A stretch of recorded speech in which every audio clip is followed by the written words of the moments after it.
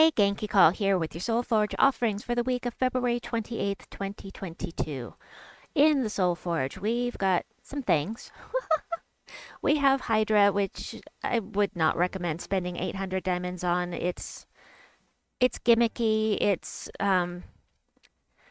It does scatter damage boosted by missing life, which there is a way to make this incredibly powerful, but unfortunately I can't remember how to do it, and so I tend not to use this troop. Either way, I would not recommend spending 800 diamonds on it. Queen Mab can be really fun to use, very useful. She's like Queen Titania, the opposite. Instead of fire and red, she's blue and ice. So 13 or more blue gems, get an extra turn. There's a really great team I like to use with the Orb of Winter, and actually I'll go ahead and link that in at the end of this video so you can see my super fast team with Queen Mab. The problem is that the mana burn. So mana burn is going to do damage based upon how much mana they have and this number right here. So whatever mana they have plus this number is how much damage she is going to do if they're not immune to mana burn. So she does freeze a random enemy on 4+ gem matches, which is fantastic, but the Frostfire King really does that better because he burns and freezes, and you don't have to worry about them being immune to mana burn if you use him. So Queen Grapple Pot, I never use this troop. She does give all allied goblins 5 life on 4+ gem matches, which is great, but I still think there are better goblin troops out there. She does do damage to all enemies. So actually, I should start using her in delves. I think she'd be actually very useful for delving because she does do damage to all enemies, and this number gets boosted quite a lot by your horde. But again, 800 diamonds better spent upon on mythics. Yao Guai, however, is a troop that is so powerful that he is very close to being mythic quality. He does damage to the first 2 enemies boosted by his life. And it's a 3-to-1 ratio, but it really adds up. Then he's going to steal magic from both enemies if they survive. And so every time he casts, he is hitting harder and harder and harder. This purple number will change the more magic you have. And he transforms all purple gems to red, which means that he can loop as well.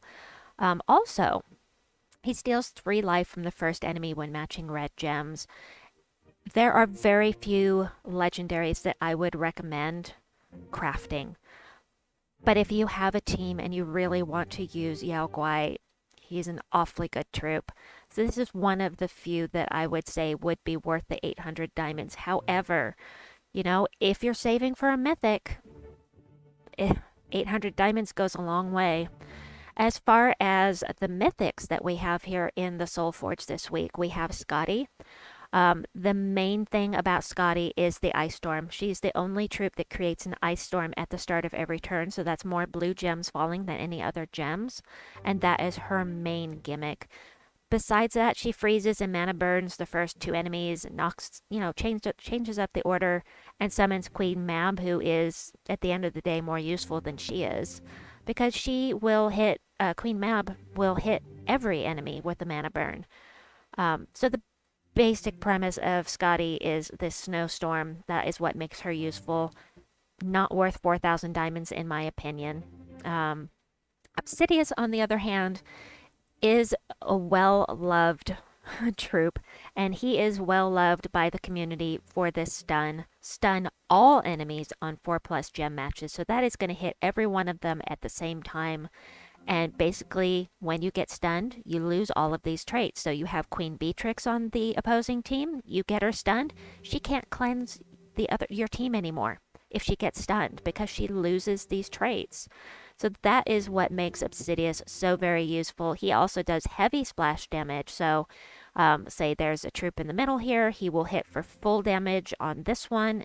Adjacent troops will be hit by 75% of this number, plus a 50% chance to deal light splash damage, which will do full damage to one, and then the light splash damage is a quarter of that damage to the adjacent enemies.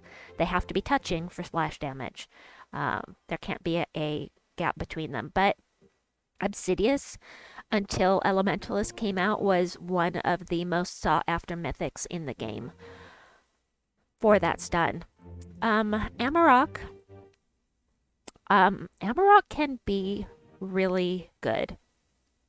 The nice thing about Amarok, so you have a ton of red on the board. Every red gem and burning enemy you've got is an additional +4 chance to devour. And it really adds up. This 2% chance really, really adds up.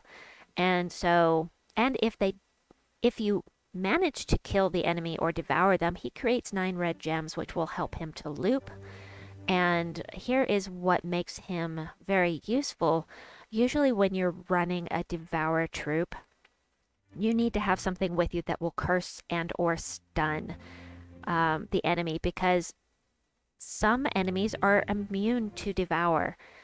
But if they get stunned or cursed, then they lose that ability. So the fact that he stuns when he matches 4+ gems can make it so that enemies that normally can't be devoured can be. So that means you don't have to run with something that will curse or stun, because Amarok does that all by himself, and he has 50% skull damage reduction, which means you can throw him up at the front of your team. Hopefully you'll get a devour, and then he just blasts through the enemy. Would I recommend crafting him? It depends on whether or not you like the Devour or need the Devour. I would recommend waiting for High King Irongut if you don't already have him, because overall he is more reliable, because you can gauge exactly when he is going to be able to devour, and you don't have to depend upon the number of red gems on the board or gems in general. It's just personal preference there. In addition, we have the Astral Mother. And the Astral Mother is an okay mythic. She's just okay.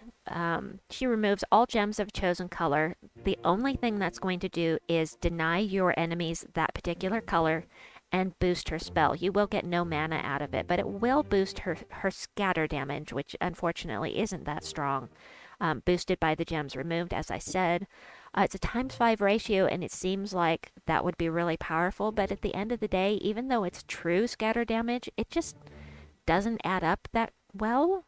Queen Beatrix is more powerful, in my opinion, because she has more of an ability to loop. She costs much less mana. The 40% chance to give reflect to a random ally. Reflect is a nuisance to fight. And it can kill you. However, for the most part, it's not that strong. Impervious is great, but at the end of the day, I don't think that Astral Mother is worth crafting unless you just have to have a mythic for Divinian Fields to get the power level up. So that is what we've got in the Soulforge for troops. I don't think I've missed anything, so let's head over to weapons. Sleigh Bells is in here, and I kind of want it just because it's Sleigh Bells. You know, use it at Christmas time because it's funny. Deal damage to an enemy and a random enemy and steal 1 magic from the enemy. It's very weak. However, I must have all weapons, and I have some jewels to spare. So I'm going to go ahead and get this. Do I recommend that you get it? Not unless you need it for your power level. For the kingdom. Pan's Vale. Loot of the Vale. This is one of those 75 diamond ones. Really cheap for a weapon. Not very useful. Again, it removes all green gems, which is great if you're fighting something that uses primarily green. Deals damage to an enemy boosted by those gems, but you will get no mana out of it. And if they're from Pan's Vale, you'll do double damage.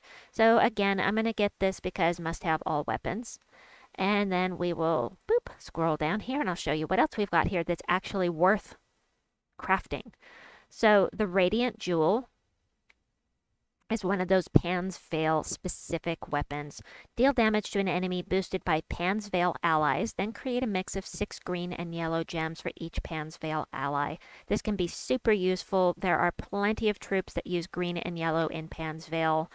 So yeah, this is a useful one.